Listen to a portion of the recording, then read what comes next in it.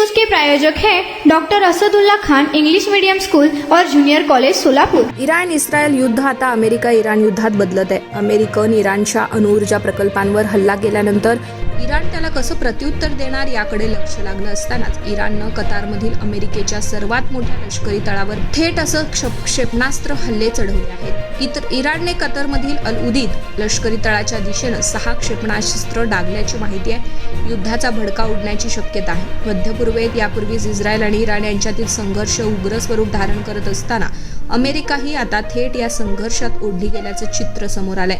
Wall street जर्नलच्या अहवालानुसार इराणकडून American तळांवर संभाव्य हल्ल्यांसाठी क्षेपणास्त्र प्रक्षेपक आधीच सज्ज ठेवण्यात आले होते। रॉयटर्सने दिलेल्या माहितीनुसार सोमवारी दुपारपासूनच कतारमधील अल उदीद एअर बेसवर हल्ल्याचा गंभीर धोका असल्याची चेतावणीही दिली गेली होती। या हल्ल्याआधी दोहांमध्ये जोरदार असे स्फोटाचे आवाजही ऐकू आले होते।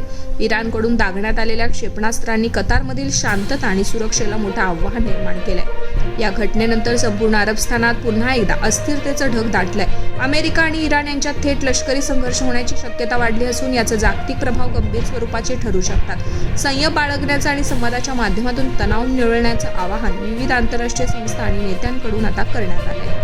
स्पेशल डिस्काउंट लिमिटेड टाइम के लिए doctor Asadullah Khan English medium school और जूनियर कॉलेज में अब nursery, junior LKG, senior LKG, grade 1 और ग्रेड 2 के लिए एडमिशन पर अब डिस्काउंट रखा गया है। तो देर किस बात की, जल्द ही हमारे नंबर पर संपर्क करिए और एडमिशन करिए doctor Asadullah Khan English medium school और जूनियर कॉलेज में।